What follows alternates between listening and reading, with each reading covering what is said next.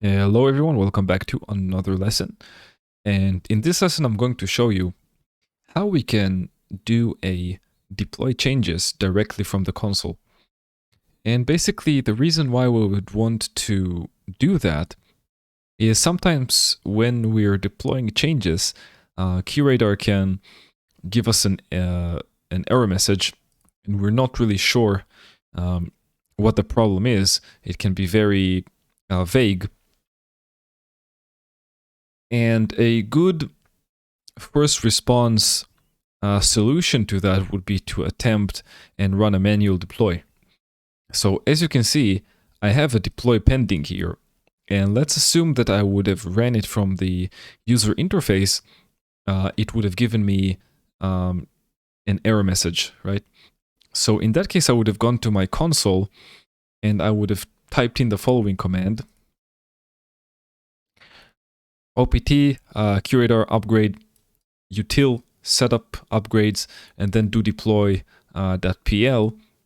And I'm going to go ahead and press enter, and it's going to do some checks, and after it verifies, it's going to do a manual deploy.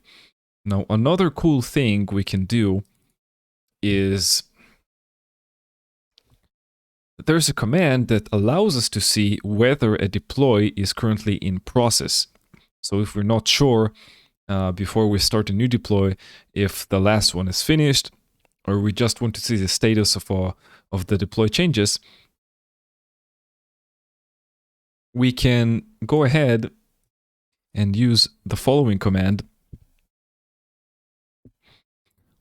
and it's going to show us the status of the last deploy, right?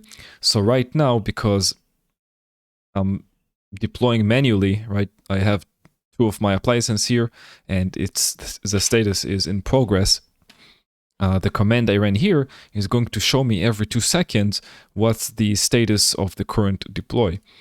So let's give it a few moments here to finish, and I'm going to pause the video and resume once it's done. Okay guys, welcome back. And as we can see, the deploy was successful, and we can also see that in the second session that the status is success. And if we go back to our user interface, there are currently no changes to deploy.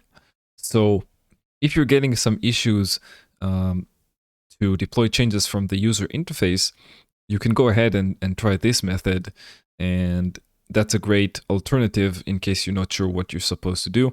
But sometimes even that can't help you to solve it, and you'd need to perform some more in-depth troubleshooting, or even to contact IBM support. So that's been it for this video, guys, and I will see you in the next one.